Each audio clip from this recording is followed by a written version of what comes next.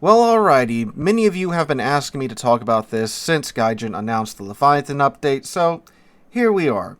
If you live under a rock, what is the Leviathan update? And it's not what a warship, so why do we care? Well, it appears that finally, after years and years of not doing this, Gaijin is finally adding in those big name battleships to War Thunder Naval. So, the Yami, the Richelieu, the Littorio, the Iowa, the Bismarck, and the Soyuz are all coming to War Thunder Naval with the Leviathan update that should be dropping sometime in the later half of this month, from my understanding. Which, impeccable timing, Gaijin, because my last War Thunder Naval video, which came out a couple of months ago, I was discussing how, Gaijin had been trying to improve War Thunder Naval. They had, kind of sped up the tempo of the battles, decreased the engagement ranges, this, that, and the other. But it was too little too late because they didn't have any of the big names to draw players in, like Iowa, Yami, Bismarck, so forth and so on, that are being added into the game with this update. And these are truly the biggest names in naval history. These are the ships that you hear about on those History Channel documentaries, or at least, what I heard about on the History Channel documentaries, back in high school. I'd come home from school, flip on the History Channel, and they'd be talking about the Yami, the Iowa, the Bismarck, so many things about the hunt for the Bismarck, right? So now they're coming to War Thunder Naval. And is this going to be enough to save the mode? Well, I don't really think so. And honestly, it kind of feels like they're kind of throwing in the towel and just saying, all right, screw it, you want these ships, here they are. But Sealord, why is this throwing in the towel if they're adding in what the players want? Isn't that a good thing? It's most certainly a good thing that they are, listening to players and giving the players the vehicles that they want. But, War Thunder Naval has a lot of problems still. For example, if you play War Thunder Naval right now, which, admittedly, there's quite a bit more activity on the mode than beforehand. I'm not having to wait exactly for 5 minutes anymore to get into a match. More like, 2 or 3 minutes to find a match in the mode. But if you haven't noticed in the background footage, there's a lot of one particular class that's present in top tier naval because of the way that War Thunder system works. It's all mostly battleships. In fact, I was flabbergasted in the background match that I got to fight not one, but two destroyers. Believe it or not, I have been grinding for the Bismarck for, oh my god, so much. You can ask the players that I normally play World of Warships with or hang out with. I have been playing nothing but War Thunder Naval in my spare time when not doing stuff for World of Warships specifically for the channel. And I've literally seen 3 destroyers in all the hours that I've been grinding. And I've been keeping track. I have been grinding now for, where am I at as of today? 16 hours. I've been playing 16 hours of War Thunder Naval in my free time. Help. Please, send help. 3 destroyers in that entire time. Why? Because they get vibe checked by the large caliber guns, thanks to the damage system in War Thunder. Because, we all know, War Thunder takes a more realistic approach to vehicular damage than Wargaming's titles. Wargaming uses health bars, and there's a little bit more to it than that. At least with World of Warships, because World of Warships, the damage, the HP is distributed amongst the ship in various compartments and such. So, yes, there's a health bar system, but you can't keep shooting a ship in one place over and over and over again. Eventually, you're going to be doing basically no damage to that chunk of the ship. You have to find the parts of the ship that have health in it in order to do damage to it. And if you shoot a ship in a certain part, you'll break the rudder, you'll break the engine, you'll knock a turret out. So it's not just complete cartoony, arcadey health bar. There's a little bit more to it than that. But War Thunder, takes a much more realistic approach, and the fact that, it treats the vehicle as an actual vehicle, and if you know where to shoot it, you can do devastating amounts of damage to it, which, again, is very much present in Wargaming titles as well. But we're talking about one-shotting battleships, cruisers, and destroyers with regularity, which you absolutely can do. Ask any Des Moines or Alaska player in War Thunder Naval how they feel about that. That's another thing too. There are no cruisers in higher tier War Thunder. It's all battleships. And if there are cruisers, it's either a bot, because even with all this hype for Leviathan, y'all, at top tier, the tier that you're meant to be grinding to, the tier that most players want to get to in these, tiered combat vehicular games, it's still half bots.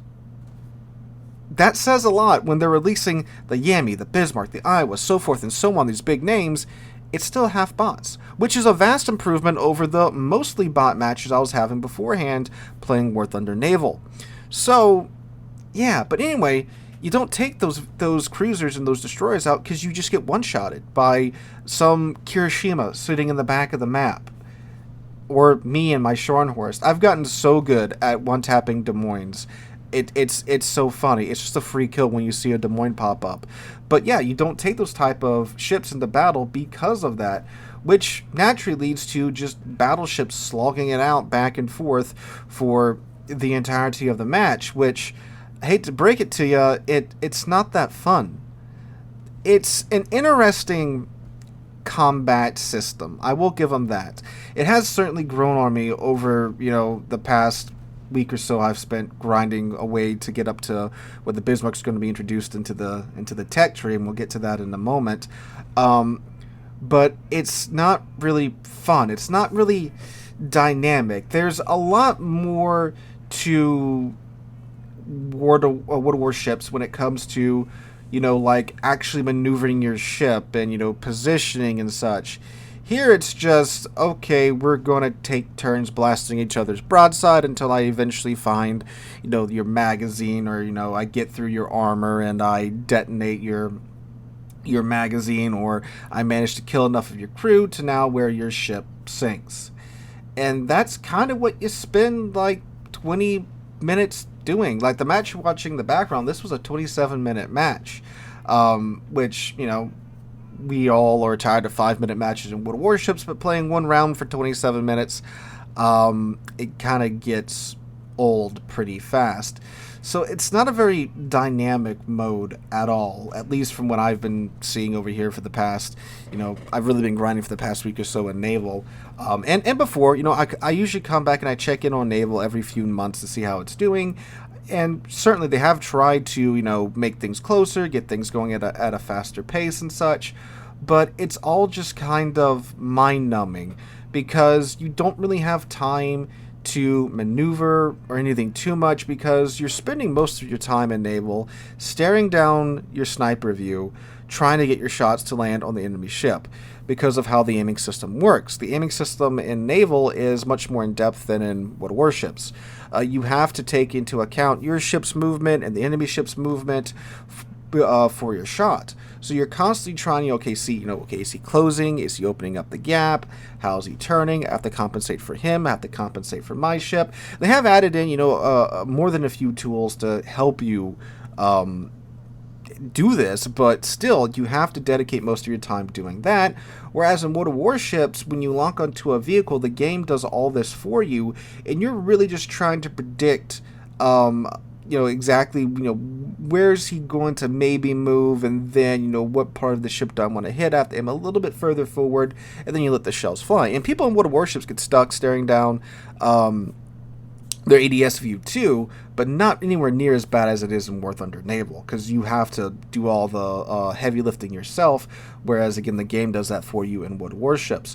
So you don't really want to maneuver all that much because it throws off your shots. Now you have to consider, okay, I'm moving, he's moving. It makes it a lot harder. That's why you see, these guys that are one-tapping you, where are they? They're sitting in the back of the map, perfectly still, in their, it's usually a Kirishima from my experience, and they're just lobbing shells at you from maximum range. Well, not really maximum range, but, in the back of the pack, and they're just sitting perfectly still because they know that, typically you're not going to be able to crank that shot off while they're, already got you dialed in. So that's a little annoying. And that tends to be what War Thunder Naval is, which is why I was excited. In this round, I actually got to fight some destroyers that tried to walk up to me. I actually had a little bit of fun this round, right? But anyway, so that's what the game is really like. You spend 20 minutes lobbing shells at each other, trying to eat the cruisers first before someone else does, so you get the easy kills, and then you spend the next 10-15 minutes trying to chew through battleship armor. And the thing is, you do this for 20 minutes, and then you get out the match. And this match right here was a fantastic game for me, by the way. I got 6 kills, 2 plane kills. Really should have been 3 in my opinion, but I guess the game didn't want to reward me for Mr. Kamikaze. But anyway, so I had a really good round this game, and Naval mode is fantastic for Silver Lions. It is a fantastic mode for grinding out Silver Lions, which is Gaijin's version of credits. But the RP income is kind of lackluster, in my opinion, especially considering you're spending, half an hour sometimes in these modes, and you'll make maybe, now granted, I am using my Scharnhorst here, which I did, put a talisman on because it's the Scharnhorst, and, I mean, why wouldn't you do that? Putting a talisman on basically makes it a premium ship, for all you Warships players out there. So I did that, and I've been using it to grind up to the Bismarck, so I am doing that. I am grinding, like, the Hipper right now, so there's a little bit of a reduction in the research income because I am using a higher tier vehicle to grind through a lower tier vehicle. But even taking that into consideration, it's still taking quite some time to get through and finally, get up to the Bismarck. And keep in mind, too, I have to grind through, well, the battleship line now and get all the way up to where the Bismarck's going to be at the top of the tree. And the grind's only going to get steeper from here. I might get a little bit of a boost because, once I get up to, was it rank 5, whatever, I should get the full income for my Scharnhorst being applied to the next tier of ships. So that might speed things up a little bit. But the fact remains that the research points needed to get these ships, it's going to be in the 300,000 range instead of the 180, 190, whatever the Hipper cost right now. So yeah, and that's with using a talisman Scharnhorst, which Scharnhorst is one of the most cracked ships in the game at the moment because it is incredibly tough. You can survive forever in it thanks to its armor scheme, and using a premium account too. So short of just throwing my wallet at the game to convert the research points over for the Bismarck, this is still taking quite some time. And this is with someone that has a better idea of how naval goes versus, a newer player seeing, the trailers and such. Oh, they have added in the Yamato, the Bismarck, and the Iowa. I'm going to go ahead and hop on War Thunder Naval now. It's going to take that poor person months to get to, the Yami or the Iowa. And I don't mean like 1 or 2, probably 3 or 4 months. Again, unless they throw their wallet at the game. So you have this mode, which is a bit of a mess if you're not in a battleship with a ton of armor and the biggest guns at the tier. You have a grind that is exceptionally unforgiving for veteran players, let alone a new player. And then you just dump some of the most well-armored battleships in existence with obviously the largest caliber guns ever created with the Yamato into the mix. So I don't think it's really going to fix any problems. I know they're doing some stuff with the BR and such, and maybe that'll help, but I highly doubt it. And that's where it feels like they're just kind of giving up and just throwing stuff into the mode to cash in on it. Because also, if you look at like where they're putting some of these ships at, like the American tech line makes no sense now. You're going from the Colorado to the Iowa. Huh? In a game that makes you grind through the alphabet of Panzer IIIs. You're going straight from the Colorado to the Iowa. No North Carolina, no South Dakota, straight to the Iowa. That doesn't make any sense at all. Again, this is a game that makes you grind through each of the lettered Panzer IIIs, but you're going from a dreadnought to a fast battleship just like that. So yeah, for me, that's kind of a sign that they're just throwing stuff at the game. Maybe they had these models being worked on and they just tossed them in. I don't know. So I don't think it's really going to change anything. Naval's going to see a spike in activity for a bit as players hop in to try out these new vehicles. At least the ones that play Naval that have their lines grinded up to this point, or those that are okay with throwing a few $100s at the game to convert the points over to it. But yeah, you're going to see a spike in activity for some time, but I don't see this, resurrecting the mode and making it a true challenger to World of Warships. Wargaming, they lost to Gaijin on the tank front and on the plane front. At least in my opinion, I prefer I think everyone prefers War Thunder Air to World of Warplanes. World of Tanks and War Thunder Ground. I prefer War Thunder Ground to World of Tanks, but obviously World of Tanks has a pretty sizable audience. That's Wargaming's main money maker. But Wargaming just got it right with the balance between, realism and arcadiness in naval. And turns out it's a lot of arcadiness because real naval battles are actually really boring. You're just kind of sitting there waiting to, bracket the other ship and hit them and hit something important while you're kind of trying to not explode in exchange. So, yeah. If they had started out with, a full line of ships, maybe just a full line of American ships, full line of Japanese ships, or a full line of British ships, full line of German ships, and went from there and didn't drip feed, new things into naval for so long, might be in a different spot. And I really do want War Thunder Naval to be a competitor to World of Warships, to kind of light a fire under Wargaming and, get them to really start improving, fixing some of the bugs that we've been waiting for them to fix for forever. And World of Warships, I would love for that to happen, but I just don't see that happening here. And you know what? I am going to continue to ground the Bismarck, and if this update comes out and it does completely resuscitate the mode, and a year down the line, the mode is doing really well and such, good. I hope that happens, but I just don't think it will. So, guys, it's my 2 cents so far on the news of the Leviathan update, and, just kind of giving you guys a fill-in with what I've been doing with War Thunder Naval since the announcement of the update. Let me know what you guys think in the comments down below. Hope you guys enjoyed. Have a wonderful Sunday, wonderful rest of your weekend. Hope to catch you guys in the next one.